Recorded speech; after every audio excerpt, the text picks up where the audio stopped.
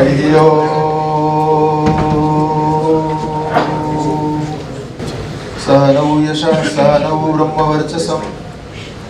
ओम शांति शांति शांति।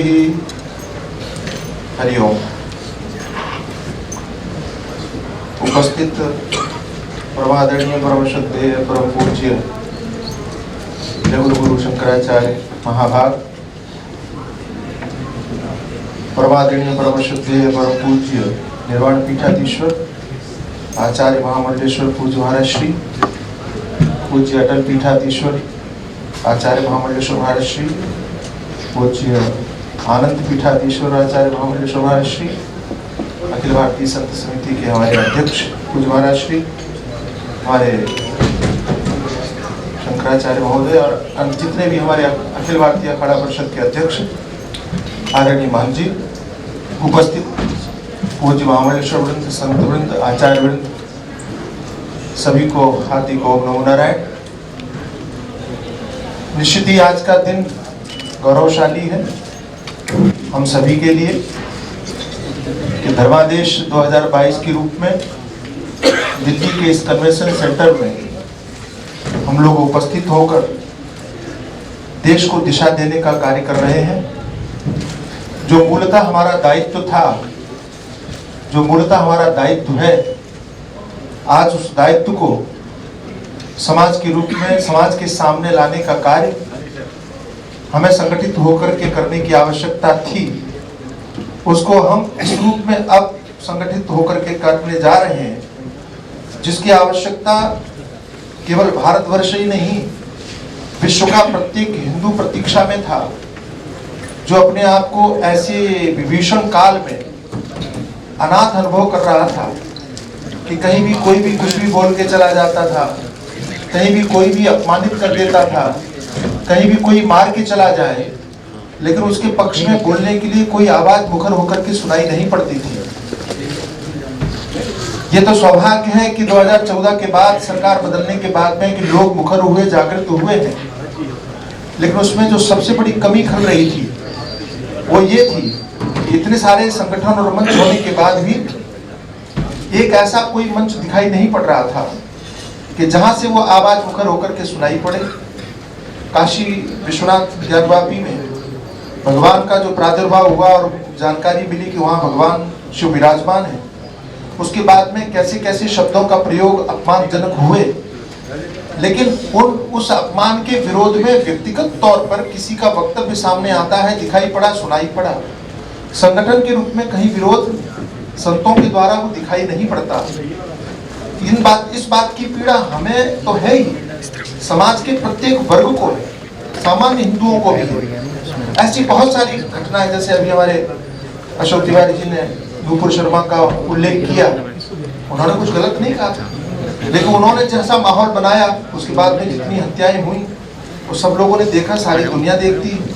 उनका एक ऐसा इकोसिस्टम मौजूद है कि जो विभाजनकारी वृत्ति के प्रवृत्ति के लोग हैं, षड्यंत्रकारी प्रवृत्ति के लोग हैं, उनको भी वो कैसे अपने इकोसिस्टम के मजबूत इकोसिस्टम के आधार पर नोबेल पुरस्कार के नामांकन में उनका नाम भेज देते हैं। मोहम्मद जुबैर का नाम सुना होगा। ऐसे व्यक्ति का नाम शांति दूत के रूप में, शांति नोबेल पुरस्कार के रूप में उसका नाम भेज देते हैं। उनका इकोसिस्टम मजबूत है, हम लोगों का इकोसिस्टम है ही नहीं। मैं आज सभी के सामने ये निवेदन करना चाहता हूँ कि इसी वर्ष जनवरी में यशस्वी माननीय प्रधानमंत्री श्री नरेंद्र मोदी जी से जब हम लोग मिलने के लिए गए, उन्होंने एक बात बहुत बढ़िया कही और उन्होंने कहा कि भारत का साधु समाज चाहे तो क्या नहीं कर सकता।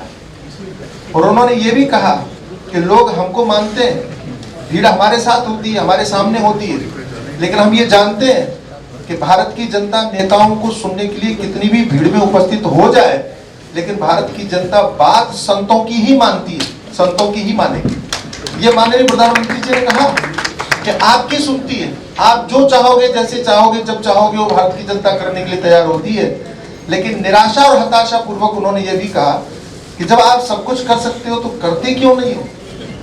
उन्होंने ये भी कहा कि हम ये नहीं कहते कि आप हमारी बड़ाई करो, उन्होंने ये भी कहा कि हम ये नहीं कहते कि आप हमारा प्रचार करो, उन्होंने ये भी कहा कि हम ये नहीं कहते हैं कि आप किसी राजनीतिक दल की प्रशंसा करो या उसके पक्ष में बोलो, लेकिन कम से कम आप देश और धर्म के विषय में तो बोलो, देश और धर्म के विषय में तो मुखर हो, क्योंकि सरकारों का काम सरकारें करेंगी।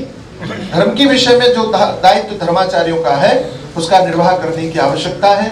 जितने भी बिंदु आज यहाँ पर दिए गए हैं सभी बिंदु महत्वपूर्ण हैं, चाहे वो वक्फ बोर्ड से संबंधित हो, चाहे वो मंदिरों से संबंधित हो, और चाहे जो विषय इसमें अंकित है आप लोगों ने देखे थे, उन सभी विषयों से संबंधित जो विचारधारा आज हम यहाँ लेकर के आए हैं, बैठे हैं, उन सभी विचारों के विषय में मैं आप सबसे हाथ जोड़ करके निवेदन करता हूँ कि आज यहाँ मीडिया है, आपका संदेश दूर दूर तक पहुँचेगा, समाज तक पहुँचेगा। धर्मादेश के रूप में आपकी आवाज लोगों को पता चलेगी, उन्हें ये ज्ञात होगा कि अब हिंदुओं को अनाथ समझने की आवश्यकता नहीं है।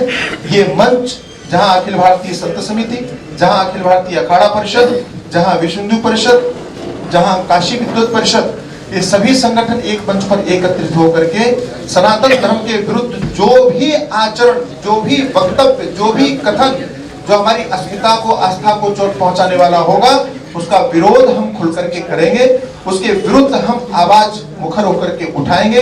ये हम संदेश दूर दूर तक समाज को देना चाहते हैं। फिर जो सेंसर बोर्ड से संबंधित एक विषय था वो मुझे बहुत अच्छा लगा कि उस विषय में हमें विचार करने की आवश्यकता है। सनातन सेंसर बोर्ड गठन करने की आवश्यकता है। आज हम तो चाहते हैं कि ऐसा प्रस्ताव पारित किया जाए और सरकार को दिया जाए कि हमारे ऐतिहासिक, पौराणिक, ऐतिहासिक जितने भी हमारे आदर्श चरित्र हैं उनके विषय में कुछ भी, कोई भी फिल्म, धारावाहिक, सीरियल, पत्रिका कुछ भी निकालने की अगर कोई कोशिश करता है तो पहले उसको सनातन सेंसर बोर्ड को दिखाना चाहिए। वो जब प्रमाणित कर दे तभी भारतीय केंद्रीय प्रमाणन बोर्ड उसको परमिशन दे। इसके अतिरिक्त अगर कोई ऐसी मनमानी करेगा तो उसको हम स्वीकार नहीं करेंगे। ऐसे संदेश दिए जाने की आवश्यकता है। मैं आप सभी से हाथ जोड़ के प्रार्थना करता हूं कि कम समय में ही अपने विचारों को सबके सामने रखें ताकि लोगों को आपकी और हमारी एकजुटता पता चले। बहुत बहुत धन्यवाद।